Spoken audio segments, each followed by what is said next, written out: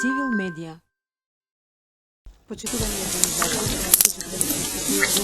Të ndëruar organizator, të ndëruar të pranishëm, përgëzime për këtë iniciativë për debat, konsideroj se është në momentin e duhur dhe mirë organizuar. Unë do të flas në këtë moment në emër të iniciativës për një njësi zgjedhore, që është formuar më 11 shtator në klubin e deputetëve. Prej 12 deputetëve nga gjithsej 10 parti politike dhe 1 deputet i pavarur. Të gjithë ne angazhohemi për model proporcional zgjedhor me një njësi zgjedhore dhe kjo na bashkon.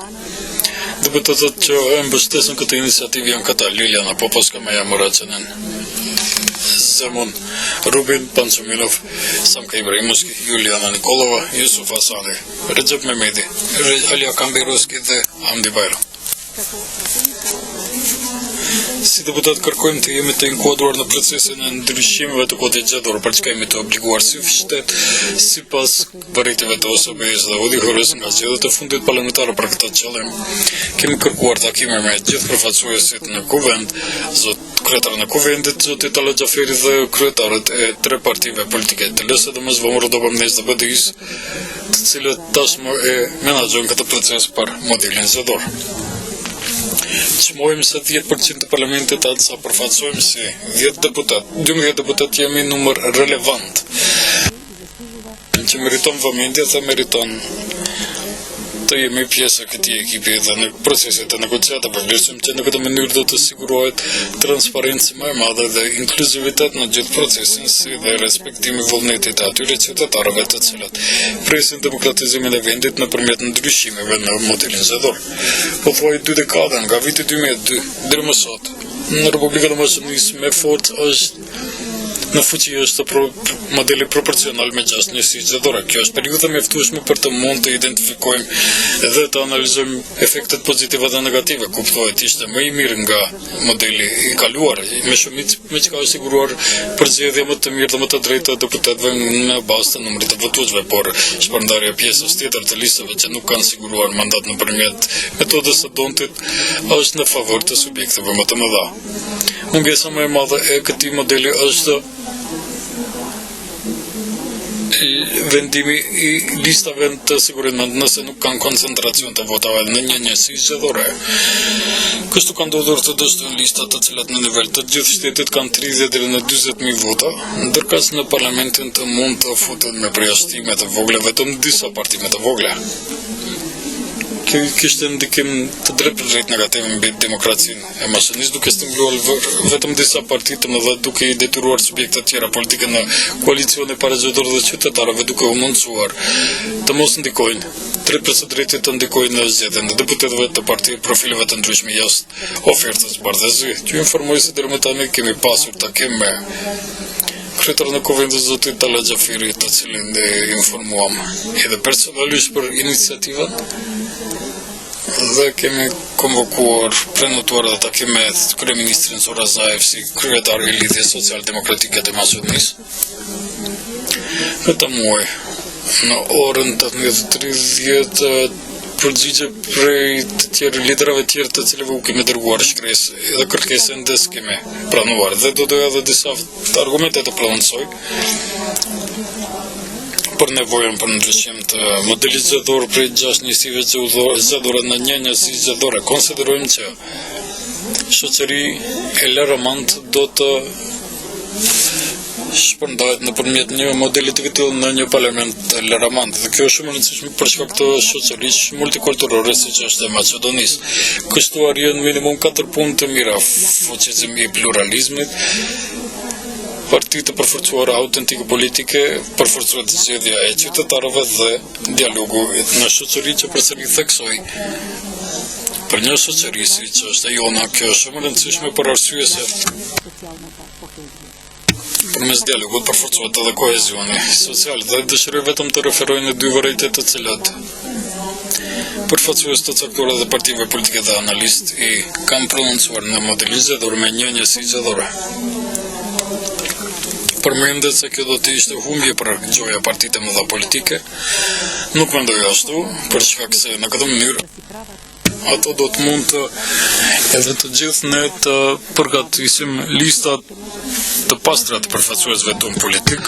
Partia do të mund të mbështesim dhe të mbrojmë programin tonë qartë. Dhe thjesht të promovojmë kuadro që e mbështesin ato më pas në bazë të numrit të deputetëve që do të fusin në parlament në mënyrë shumë të thjeshtë dhe më të mirë të bëjmë koalicione të shëndosha pas zgjedhjeve. Në anën tjetër folet se do të ky model me një njësi zgjedhore është skopjecentrik. Absolutisht nuk është e vërtet, për shkak se nëse shqyrtojmë tani sa deputet nga komunat e Shkupit ka në parlament, do të shohim se jo vetëm nga njësi zgjedhore 1 dhe 2 ku gjenden kryesisht të njëjtat në komunat e Shkupit, por Shkupjan ka në gjitha listat e mazhënisë, ato janë në minimum udhëheqës të listave i përqin disa listat e para të vendeve në subjektet më të mëdha dhe edhe më tutje në listat i madhësht numri i shkupjanëve të cilët nuk jetojnë ato në si zgjedhore, por është vlerësuar se duhet të janë mjaft të afirmuar të do që sjellin vota për partinë, apo se bëhet fjalë shpesh për persona të koalicionit për të cilët nuk ka pasur hapësirë në njësi zgjedhore për nga vinë ata dhe në këtë mënyrë shpërndajnë në gjithë shtetin, ashtu që ne në këtë moment nuk kemi lista ku do të kemi kandidatë rrjedhësisht përfaqësues të atyre njësive zgjedhore ku jetojnë. Ndërkas në anën tjetër, partitë politike do të harrojnë lojtarët e tyre të mirë, politikanët e tyre të shkëlqyeshëm, të cilët janë nga Velesi, nga Berova apo Kërçova ose Struga. Ohri absolutisht jo, dhe edhe deri në tani me 6 njësi zgjedhore ne kemi parë se shpesh koordinator të partive më të mëdha politike kanë qenë deputetë të cilët janë prej qyteteve tjera.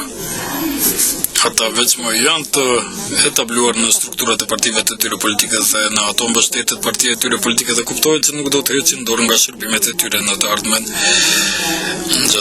Me një njësi zgjedhore, përveç kësaj çdo parti politike dëshiron të nxjerrë maksimumin e votave nga gjithë Maqedonia. Nga secili katë dhe është normale që do të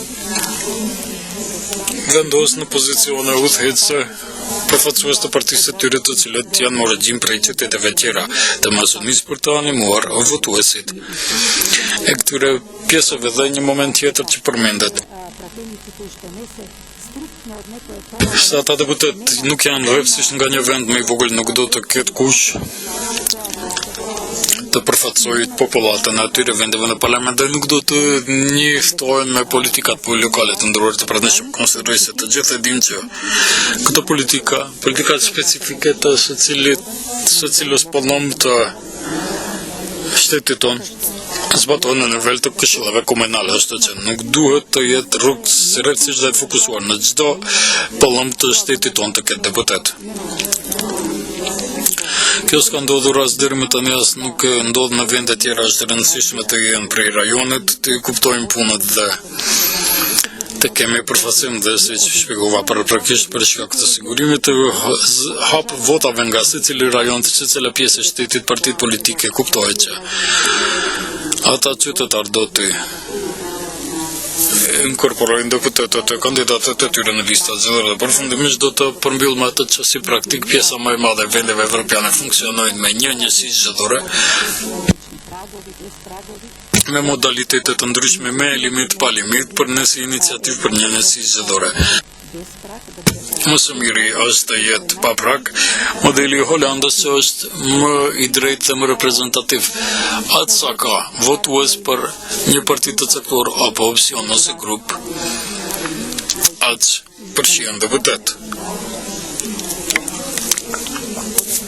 Të mos harrojmë edhe një argument. Zgjedhjet evropiane veprojnë lëvizjen sipas parimit të një njësie zgjedhore. Dhe duke pasur parasysh se jemi nisur në rrugën evropiane vlerësuese, në këtë mënyrë do të evropiaizojmë edhe rrugën drejt zgjedhjeve tona parlamentare. Civil Media